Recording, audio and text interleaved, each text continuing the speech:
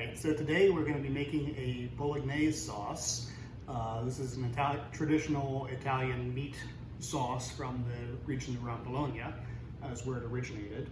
It does not use very much tomato at all compared to what you may be thinking of as your typical Italian meat sauce. That's really derived from the Neapolitan sauce, where there's heavy use of tomatoes, since you grow a lot more tomatoes in the south of Italy than in the north.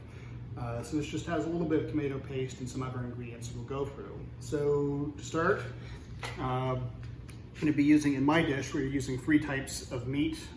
We have lamb, pork, and beef in here. Traditional Bolognese is usually just made with the beef, but there's all sorts of variations, and this gives it more flavor. We're going to be using the sofrito that we've made before, which is the onion, celery, and carrot. In a traditional Bolognese dish, they would typically saute this, render some pancetta and saute this first, but we already have this prepared. We have a couple of bay leaves and also some nutmeg, which I think is an unusual ingredient in Italian cooking, but it is actually used in this dish.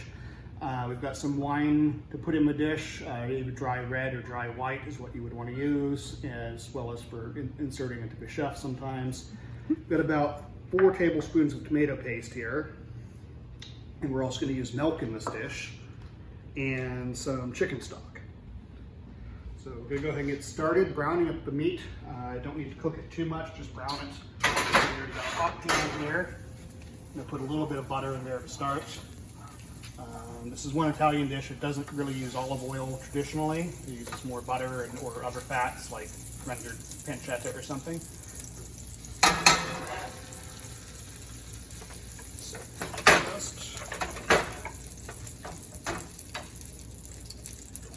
Is there a certain kind of chicken stock that you prefer if you haven't made your own? It depends. Let's break this up.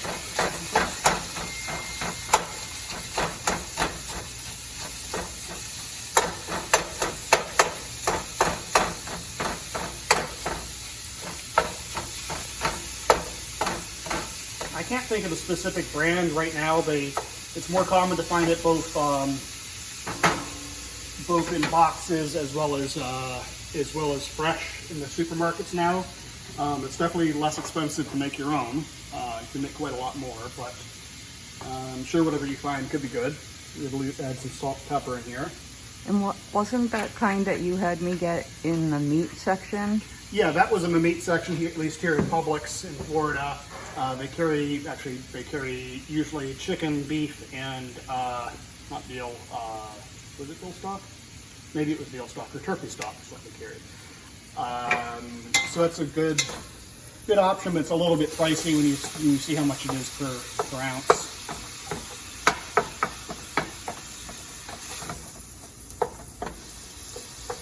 I'm just going to do one of these at a time so that the pan doesn't get overloaded.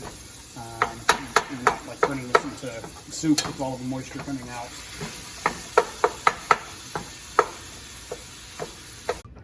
All right, so we finished browning all of our meat. We've got it into our crock pot. You can see there's still a fair bit of pinkishness in there because we're just trying to brown it lightly. It's not fully cooked through at all. So we chucked all that in there. So the next step is we're going to deglaze the pan with the red wine. It's too much wine, so I have to put some into the chef. Are you deglazing yourself? Mm-hmm.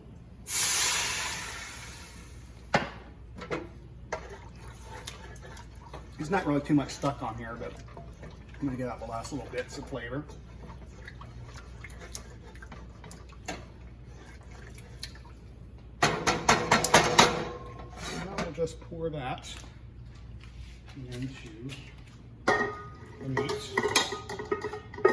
That's about a cup of wine right there. Mookie is watching. Mookie is watching. So next we'll put in, doesn't really matter which order you put the ingredients in here, but we'll put in the milk next. I've already heated this milk up so it's hot so it doesn't get curdled by the meat here.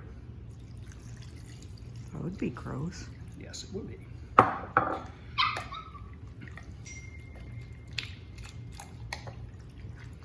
And to put in our tomato paste.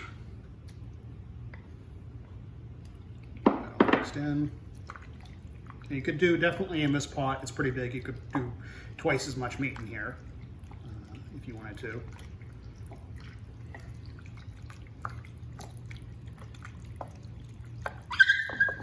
Make sure to add in our spices, a little bit of nutmeg and the bay leaves here. And we'll add in the sofrito that we had frozen before. It's looking pretty good in there. Pretty thick at the moment. It'll thin out a little bit while it's cooking. And we'll add in some of our chicken stock. I'm gonna see. We'll start with like a cup of chicken stock, and we can always add a little bit more later if we decide we need to.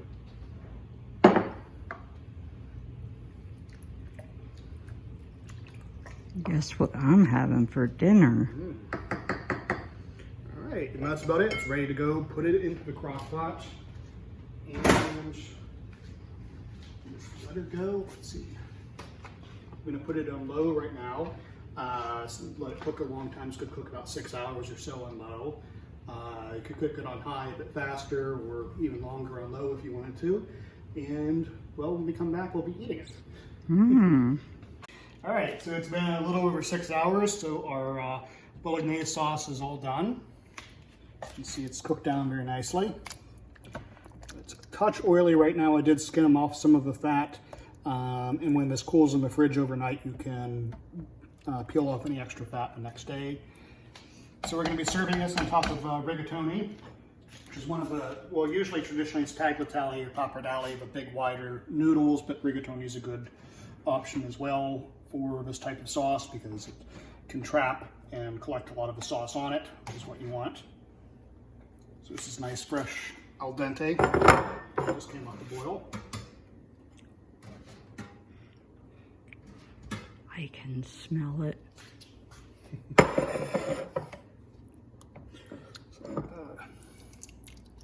Generous helping or so of our sauce.